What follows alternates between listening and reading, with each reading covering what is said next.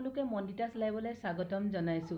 Hello' guys, আজি মই তিল আৰু নাৰিকলৰ লগত এটা চিকেন ৰেচিপি লৈ আহিছো। হেল্ল' গাইস, আপোনালোকে চাবচোন কেনেকুৱা হয় আৰু ভাল লাগিলে আপোনালোকে লাইক কৰিব আৰু কমেন্ট কৰিব দেই। এয়া আছে তিল, পিঁয়াজ লৈছোঁ মই, এয়া আলু, এয়া কেঁচা জলকীয়া আৰু শুকান জলকীয়া, ধনিয়া পাউডাৰ আৰু এয়া তেজপাত লৈছোঁ, এয়া লৈছোঁ মই জিৰা পাউডাৰ আৰু নাৰিকল।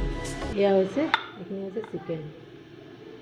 ইয়াত লৈছোঁ মই আদা নহৰু পেষ্ট অলপ, গোটা ধনিয়া অলপ লৈছোঁ, নিমখ আৰু হালধি গুড়ি। এতিয়া মই কেৰাহীখন গেছত পাতি দিছোঁ আৰু তিলখিনি মই ভালদৰে ভাজি ল'ম।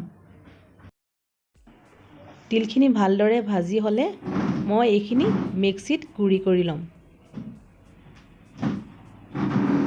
এতিয়া মই গেছত কেৰাহীখন পাতি তাত তেল অলপ দি দিছোঁ, তেলখিনি গৰম হ'বলৈ দিলোঁ।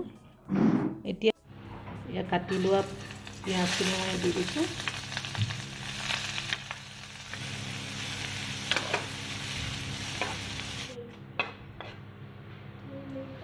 এতিয়া এই আদা নহৰু পেষ্টখিনি ইয়াত মই দি দিম।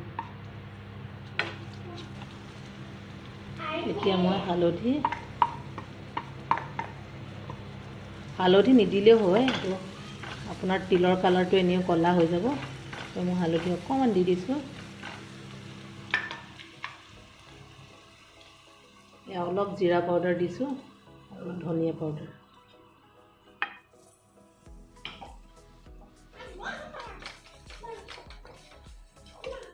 এইখিনি মছলাখিনি ভজা হোৱাৰ লগে লগে মই ইয়াত চিকেনখিনি দি দিছোঁ।